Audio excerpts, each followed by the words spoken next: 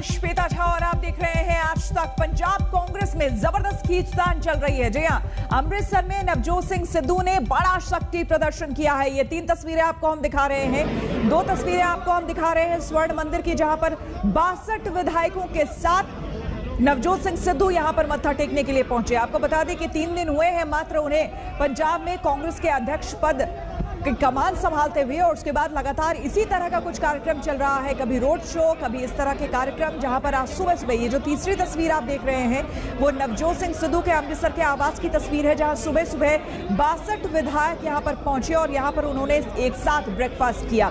और अब स्वर्ण मंदिर पहुंच चुके हैं, जहां पर एक तरह से पहुंचे तो है मत्था टेकने के लिए, अमन चैन शांति की दुआ मांगने के लिए। लेकिन ये तस्वीरें काफी कुछ कह रही है, काफी कुछ कह रही है पंजाब की सरकार को, काफी कुछ कह रही है आज की राजनीति को, दिल्ली दरबार को। मंजीत सहगल हमारे संवाददाता हमारे साथ जुड़ चुके हैं। मंजीत, ये जो काफिला है एक तरह से नवजोत सिंह सिद्धू का, जो कि शक्ति प्रदर्शन के तौर पर वो लेकर पहुंचे हुए हैं स्वर्ण मंदिर, कहां तक आगे बढ़ा? क्या तस्वीरें वहां से आ रही हैं?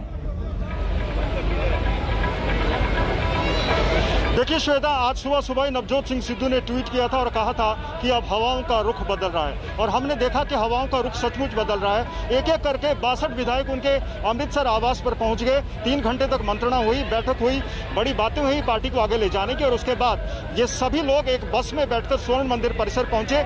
और अभी नवजोत सिंह सिद्धू, 62 विधायक और 3 कैबिनेट मंत्री इस वक्त स्वर्ण मंदिर परिसर में मौजूद हैं, यहाँ पर माथा टेक रहे हैं। और इस सब को एक शक्ति परीक्षण के रूप में देखा जा रहा है, क्योंकि कैप्टन खेमे को पहले ऐसा लग रहा था कि इतनी ज्यादा संख्या में विधायक नवजोत सिंह सिद्धू के साथ नहीं जाएंगे, लेकिन अब कुछ कैबिनेट मंत्रियों को छोड़कर सिर्फ 3 कैबिनेट मंत्री नवजोत सिंह सिद्धू के साथ हैं। बाकी ज्यादातर विधायक, 62 विधायक, बड़ी संख्या अब नवजोत सिंह सिद्धू के साथ इस वक्त शीश नवा रही है।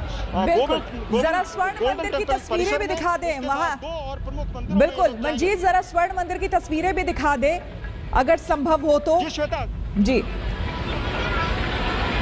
देखिए श्वेता, इस वक्त ये स्वर्ण मंदिर परिसर का नजारा है, और इस वक्त सैकड़ों की संख्या में श्रद्धालु यहाँ पर मौजूद हैं, अपनी बारी का इंतजार कर रहे हैं। एक तरफ प्रसाद बंट रहा है, एक तरफ भजन कीर्तन चल रहा है।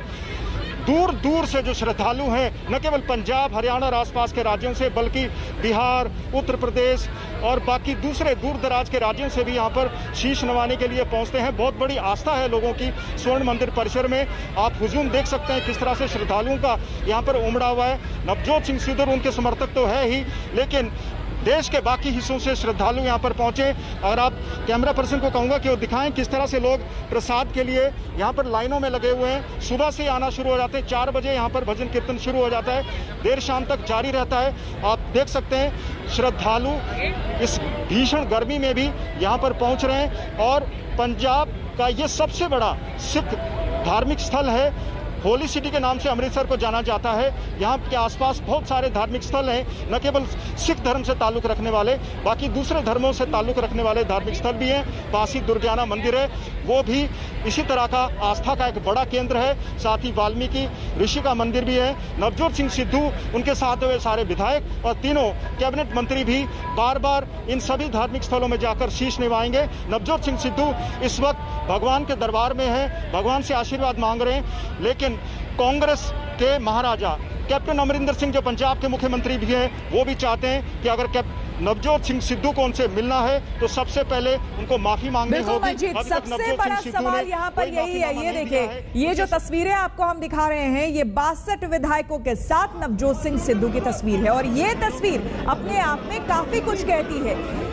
पंजाब में कांग्रेस का अध्यक्ष पद ग्रहण करते ही नवजोत सिंह सिद्धू जिस तेवर के साथ सामने आए हैं, वो सीधे तौर पर कैप्टन सरकार को चुनौती दे रहा है, कैप्टन सरकार को संकेत दे रहा है कि दरअसल उनके साथ कितने लोग हैं। आपको बता दें कि अगर हम पंजाब की बात करें तो कुल मिलाकर 80 विधायक वहां पर है टोटल, और वैसे जो दावा कर रहे हैं नवजोत सिंह सिद्धू कि उनके साथ 62 विधायक हैं। ऐसे में अब कैप्टन सरकार को सोचना होगा कि आगे का सफर कितना मुश्किल उनके लिए होने वाला है। और पंजाब के बाद बात करेंगे अब हम बंगाल की। जी हां, पश्चिम बंगाल क्या शहीद दिवस बहाना है और 2024 पर निशाना है? बड़ा सवाल। ममता बनर्जी की तृणमूल कांग्रेस आज शहीद दिवस मना रही है। इस मौके पर उनके मेगा प्लान के यही सियासी माने निकाले जा रहे हैं। तृणमूल कांग्रेस भी इसे खुलकर स्वीकार कर रही है। वैसे भी हर साल 21 जुलाई को तृणमूल कांग्रेस शहीद दिवस मनाती है, मगर इस बार ममता बनर्जी कोलकाता से दोपहर 2 बजे वर्चुअल स्पीच देंगी, जिसे तमाम राज्यों में लाइव दिखाने के इंतजाम किए गए हैं। कहां दिखाया जाएगा आपको हम देखिए ग्राफिक्स के जरिए दिखा रहे हैं। दिल्ली, उत्तर प्रदेश, असम, गुजरात, तमिलनाडु और कोलकाता में तो है ही। कोलकाता से ये प्रोग्राम हो रहा है। इन सब में गौर करने वाली बात यह है कि गुजरात के 32 जिलों में उनकी स्पीच दिखाई और सुनाई देगी। यूपी के कई जिलों में इसे दिखाया जाएगा। दोनों ही राज्य चुनावों में जाने वाले हैं, यानी कि अगले साल दोनों ही राज्यों में चुनाव होना है। गुजरात में टीएमसी विधानसभा चुनाव भी लड़ेगी। इसके अलावा दिल्ली, असम, त्रिपुरा, तमिलनाडु समेत कई राज्यों में ममता की स्पीच लाइव दिखाई देगी। अनुपम मिश्रा हमारे संवाददाता हमारे साथ जुड़ चुके हैं ज्यादा जानकारी के साथ। अनुपम, सीधे तौर पर इसमें अब कुछ ढकने या छिपाने की बात नहीं है। ममता बनर्जी खुलकर अब 2024 के लिए तैयारी कर रही हैं। बिल्कुल श्वेता, बिल्कुल साफ हो चुका है कि ममता बनर्जी की नजरें 2024 पर हैं और उसी के मद्देनजर ये जो शहीद दिवस का कार्यक्रम है, इससे पहले तक सिर्फ बंगाल में सीमित होता था, लेकिन अब पूरे भारतवर्ष में इसको पहुंचाने की ये जो पुरजोर कोशिश है, ये साफ तौर पर दिखाई भी दे रही है। सिर्फ बंगाल नहीं, गुजरात, दिल्ली, यूपी, केरल, त्रिपुरा, यानी कि भारत का कोई भी हिस्सा दीदी छोड़ना नहीं चाहती हैं और उसके पीछे की वजह बिल्कुल साफ है कि 2024 को लक्ष्य में रखकर ममता बनर्जी आगे बढ़ रही हैं। 2024 के लोकसभा चुनाव में ममता बनर्जी खुद को एक सबसे बड़ा विरोधी चेहरा स्थापित करने की कोशिश में जुटी हुई हैं और उसकी वजह भी है कि असेंबली इलेक्शन जो हुआ था, जितनी जो डिग्री इस चुनाव ने पाई थी और उसमें जीत के बाद ममता बनर्जी का जो उत्साह बढ़ा है, उसी उत्साह की परिणति है ये सोच कि वो अब चाह रही हैं कि वो राष्ट्रीय स्तर पर, चूंकि मोदी और अमित शाह के जोड़ी को उन्होंने यहाँ पर शिकस्त दी, एक अच्छा मार्जिन लिया, तो इसी की सोच को वो बढ़ावा देने की कोशिश बिल्कुल। और जो विपक्ष है कहीं ना कहीं अनुपम, विपक्ष भी यही मानता है कि एक बहुत बड़े नेता के तौर पर वो खुद उभरी हैं, जिस तरह से उन्होंने विधानसभा चुनाव लड़ा है। जरा तस्वीरें वहां पर दिखाएं जहां पर कार्यक्रम होने वाला है। 2 बजे का वक्त था अनुपम। कब ममता बनर्जी स्पीच देंगी, कोई जानकारी वो भी बताएं और साथ ही साथ तस्वीरें भी दिखाएं। जी बिल्कुल, 2 बजे से ये कार्यक्रम शुरू होने की बात है और जो लाइव लिंक है वो दे दिया गया है। हम लोग इस वक्त ममता बनर्जी के घर के बिल्कुल बगल में जो जायंट स्क्रीन लगाया गया है वहां पर मौजूद हैं और ये कुछ ही मीटर दूरी पर ये जगह है, मिलन संघ कालीघाट में ममता बनर्जी के घर के बिल्कुल बेहद करीब। और यहाँ पर इस वक्त आप देख सकते हैं कि एक एनिमेशन फिल्म चलाई जा रही है जो लिंक दिया गया है और इसी लिंक के जरिए थोड़ी देर में ही ममता बनर्जी का भाषण शुरू होगा, जो इस बार सिर्फ बांग्ला में नहीं, हिंदी और अंग्रेजी में भी प्रसारित किया जाएगा। और इसके लिए जो कोशिशें की गई हैं, पूरे बंगाल में जगह जगह हर ब्लॉक में एलसीडी स्क्रीन लगाए गए हैं, जहां 50 लोगों की एक लिमिटेड व्यवस्था की गई है कोविड के मद्देनजर। वहां पर वो देख सकेंगे। सिर्फ बंगाल नहीं, बंगाल के अलावा गुजरात के 32 जिलों में इस तरह की व्यवस्था है। तो इसी तरह की व्यवस्था समूचे जगह करी गई है जहां पर एलसीडी स्क्रीन पहुंचाया गया है लोगों तक उनका भाषण पहुंचाने के लिए। फेसबुक, यूट्यूब वगैरह और जो ममता बनर्जी का खुद का पेज है, अभिषेक बनर्जी का खुद का पेज है, इसके अलावा जो ऑल इंडिया तृणमूल कांग्रेस का पेज है, इन सभी पेजों पर ये लाइव कार्यक्रम दिखाया जाएगा। तो ये पूरी समुचित व्यवस्था इस कार्यक्रम के लिए इस बार की गई है। बिल्कुल अनुपम, और आपको हम बता दें कि ममता बनर्जी पूरी तरह से तैयार हैं 2024 के लिए और कहीं ना कहीं अब उस राज्य से निकलकर अब राष्ट्रीय लेवल पर अपने आप को और अपनी छवि को बनाने की कोशिश। इधर शहीदी दिवस के बहाने ममता बनर्जी ने एक बड़ा संदेश दिया है कई राज्यों में उनका वर्चुअल संबोधन। ये साफ है कि ममता बनर्जी का इरादा क्या है। हमने ममता सरकार में मंत्री फरहाद हकीम से बात की, क्या कुछ कहा उन्होंने, सुनिए। शहीद दिवस पर मौजूद है मंत्री फरहाद हकीम। अगर बता सकते हैं आज शहीद दिवस पर क्या मैसेज देना चाहेंगे ममता बनर्जी? आज ममता बनर्जी की तरफ हम लोग सब देखेंगे और ममता बनर्जी क्या आदेश देती हैं वो हम लोग उसके लिए उत्साहित बैठे हुए। हमारे 21 जुलाई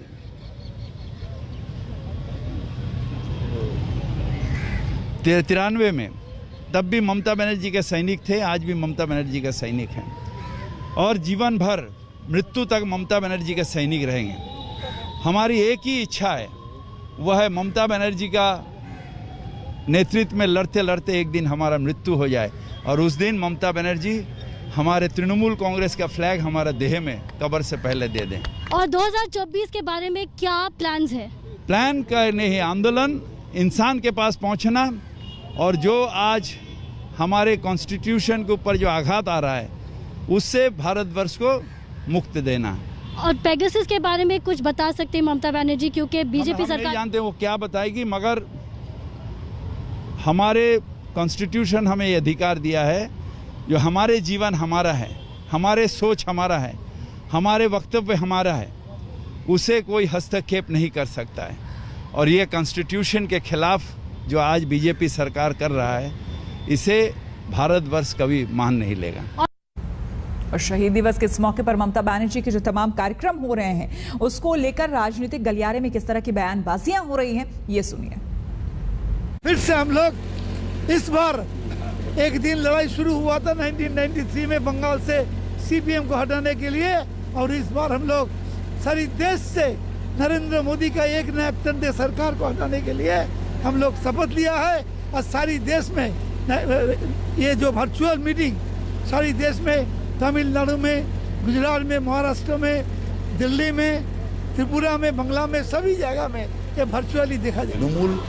तृणमूल कांग्रेस जो 21 तारीख शहीद दिवस मना रहा है, जो दूसरा पार्टी का 200 कार्यकर्ता को मौत का घाट उतार दिया, वो शहीद दिवस कैसे मना रहा? उसका शहीद दिवस ढंग नहीं है।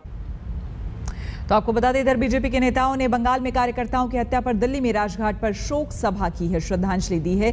बीजेपी का आरोप है कि बंगाल में लगातार कानून व्यवस्था पटरी से उतर रही है। 21 जुलाई बंगाल की राजनीति के लिए एक महत्वपूर्ण दिन है। एक समय था कि कांग्रेस के एक आंदोलन में 13 युवकों की हत्या हुई थी और उस आंदोलन को ममता बनर्जी ने किया था और शासन में आने के पहले उन्होंने वादा किया था कि शहीदों को जिन लोगों ने हत्या किया है उनको सजा दी जाएगी। लेकिन चुनाव जीतने के बाद कमीशन भी बैठा, आज जिन लोगों ने हत्या किया वो मंत्री हैं और जिन लोगों ने हत्या करवाया उस यहाँ आज भी राज्यसभा के मेंबर हैं। तो ममता बनर्जी के पास अब औचित्य नहीं रह गया इस शहीद दिवस को मनाने का। पूरा पश्चिम बंगाल में बीजेपी कार्यकर्ता 40 के ज़्यादा बीजेपी कार्यकर्ता का मौत हो गया। लाख लाख लोग घर से बाहर है, कहाँ है, किसी के पास मोबाइल है तो हमारे साथ फ़ोन में बात करते हैं, कहाँ पे हम लोग को भी तो मालूम नहीं है कि बहुत सारे के पास मोबाइल भी लूट लिया है, घर में भी लूट लिया है। बच्चे का जो बुक्स है, जो ज्वेलरी है, छोटा मोटा जो गरीब का जो था सब कुछ लूट लिया है। उनका जो घर में जो पालते हैं वो भी लूट कर लिया है, उसका जो ज़मीन है वो भी दखल कर लिया है। अभी कहाँ कहाँ सब लोग हैं, इसके ऊपर ही हमारा ये चल रहा है। पश्चिम बंगाल का परिस्थिति एकदम ठीक नहीं है, बहुत भयानक है। रुक करेंगे अगली खबर का। कोरोना काल में ऑक्सीजन संकट से मौत पर राजनीति तीखी हो गई है। कल राज्यसभा में केंद्र सरकार का जवाब आने के बाद जब विपक्ष ने सवाल उठाए तो बीजेपी की तरफ से करारा जवाब आया। ये जो मरीज थे ये बहुत क्रिटिकल थे, इनको कोमॉर्बिडिटीज थी और इस कारण से इनकी मृत्यु हो गई। ऑक्सीजन शॉर्टेज के कारण इनकी मृत्यु नहीं हुई है। ये अरविंद केजरीवाल जी की सरकार लिखित में अपनी कमेटी की रिपोर्ट को दिल्ली हाई कोर्ट को सबमिट करती है। अरविंद केजरीवाल जी, कल आप इस पे सवाल पूछ रहे थे, मनीष सिसोदिया जी पूछ रहे थे, आप बताइए क्या आपकी सरकार ने जो केंद्र को आंकड़े दिए हैं उसमें से एक भी मरीज की मृत्यु ऑक्सीजन शॉर्टेज के कारण हुआ है, ऐसा लिख के दिया है क्या? कल जिस बेशर्मी से झूठ बोला केंद्र सरकार ने संसद में, और आज उस बेशर्मी को और अंडरलाइन करने के लिए भारतीय जनता पार्टी के प्रवक्ता और नेता, सीनियर नेता संबित पात्रा जी आए प्रेस कॉन्फ्रेंस करने, और जैसी उनकी और उनके बाकी बीजेपी नेताओं की आदत है, जब प्रेस कॉन्फ्रेंस में बैठते हैं तो किसी चीज की जिम्मेदारी लेने की वजह से, कहीं यह समझने की वजह से कि गलती कहां हुई थी, बस झगड़ना शुरू कर देते हैं। केजरीवाल जी को गाली देना शुरू कर देंगे, ममता जी को गाली देना शुरू कर देंगे, नॉन बीजेपी स्टेट्स के चीफ मिनिस्टर्स को गाली देना शुरू कर देंगे। उन्होंने वही किया, आज भी प्रेस कॉन्फ्रेंस में आए, जिम्मेदारी नहीं ली। इस देश में कितनी मौतें हुई हैं, उसमें से कितनी ऑक्सीजन की वजह से हुई हैं, इसकी जिम्मेदारी भी तो ले केंद्र सरकार। सवाल राज्य सरकारों पर उठ रहे हैं। ऑक्सीजन संकट का रोना रो रही राज्य सरकारों ने केंद्र से मौत का आंकड़ा छिपाया। सुनिए राज्यों के स्वास्थ्य मंत्री क्या कहते हैं। जहाँ तक छत्तीसगढ़ का सवाल है, ये सही है कि ऑक्सीजन से रिपोर्टेड कमी के चलते रिपोर्टेड डेथ्स नहीं है, हम सरप्लस स्टेट रहे और प्रबंधन में कहीं ना कहीं लास्ट मिनट में कोई कहीं बैकअप कैसा था क्या नहीं था, 2-4 मिनट का भी ऑफ हुआ हो, वरना ऑक्सीजन की कमी से डेथ छत्तीसगढ़ में रिकॉर्डेड नहीं है, ये तो सही। अभी थोड़े दिनों बाद ये भी कह देंगे कि कोरोना तो आया ही नहीं, पेंडेमिक तो था ही नहीं। अगर ऑक्सीजन की कमी नहीं थी, ऑक्सीजन से डेथ नहीं हुई, तो बार बार हर रोज़ दिल्ली के अंदर ही हाई कोर्ट में एक के बाद एक हॉस्पिटल जा रहे थे, रोज़ कह रहे थे कि भाई लोग ऑक्सीजन की कमी है, ऑक्सीजन की कमी से लोग डेथ हो रही है। आप लोग भी बता रहे थे, रोज़ नई नई स्टोरीज दिखा रहे थे, टीवी के ऊपर भी, अखबारों के अंदर भी, कि देखिएगा इस अस्पताल के अंदर ऑक्सीजन कम हो गई, इसकी वजह से डेथ हो गई, यहाँ पर ऑक्सीजन ख़त्म हो गई, इसकी वजह से देखो इतने लोगों की मृत्यु हुई। ये बिल्कुल असत्य है, गलत बात है। दिल्ली के अंदर भी और देश के अंदर भी बहुत जगह पर ऑक्सीजन की कमी से कहीं डेथ हुई।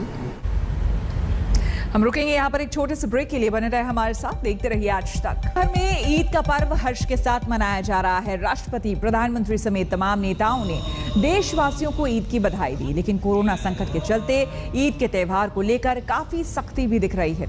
कई जगहों पर भीड़ भाड़ को नियंत्रित करने के लिए पुलिस तैनात की गई है, नमाज पढ़ने के लिए कतारें बनाई गई हैं और सीमित संख्या में लोग मस्जिदों के अंदर जा रहे हैं। आपको हम दिल्ली, अहमदाबाद, आजमगढ़ यानी उत्तर प्रदेश, इधर त्रिवेंद्रम, मंगलुरु, अमृतसर की तस्वीरें दिखा रहे हैं। इसी के साथ इस बुलेटिन में फिलहाल इतना ही। देश दुनिया की तमाम खबरों के लिए देखते रहिए आज तक।